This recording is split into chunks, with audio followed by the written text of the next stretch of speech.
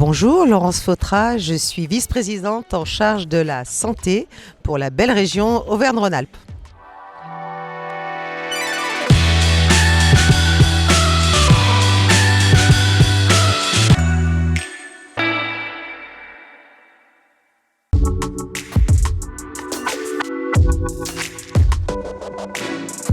Parce que la Tribune est un partenaire déjà reconnu du monde économique et puis parce que aussi la région Auvergne-Rhône-Alpes est un écosystème très dynamique en matière de santé. Donc voilà, c'était important qu'ensemble nous réfléchissions sur l'avenir de la santé pour nos concitoyens.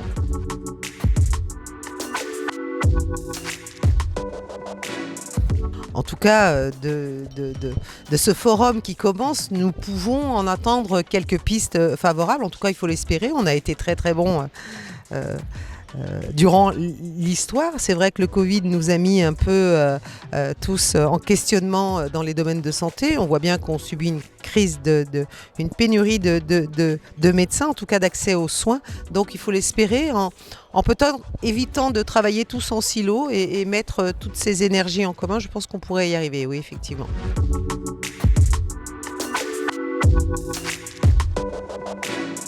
L'ambition du président Laurent Wauquiez en matière de santé est très claire. Nous n'avons pas de compétences en santé publique. Néanmoins, nous participons à faire en sorte que cette proximité au niveau des soins puisse être possible dans l'aménagement du territoire. Alors on a voté un plan santé en 5 axes. C'est un plan ambitieux de 100 millions d'euros. C'est quand même un budget conséquent qui s'articule donc sur ces 5 axes. Le premier, c'est ramener des médecins sur les territoires et si possible sur des territoires ruraux.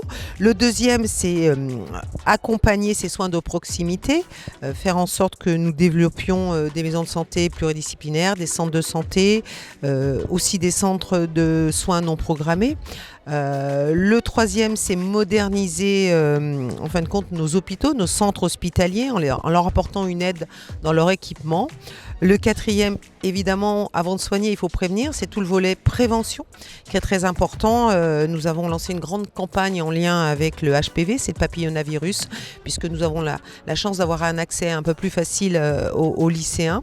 Donc voilà, la prévention, c'est simplement 4% du budget de l'État. C'est pas grand-chose. Donc nous voulons agir en la matière et créer des outils qui permettent justement d'informer au mieux nos populations. Et le cinquième axe, évidemment, c'est la formation sanitaire et sociale qui est de notre compétence. C'est l'innovation avec la télémédecine. Et pour faire un focus tout particulièrement sur l'axe 1, la loi 3DS nous permet maintenant au niveau des régions de pouvoir créer des GIP, des groupements d'intérêt public, qui nous donnent la possibilité de salarier des médecins.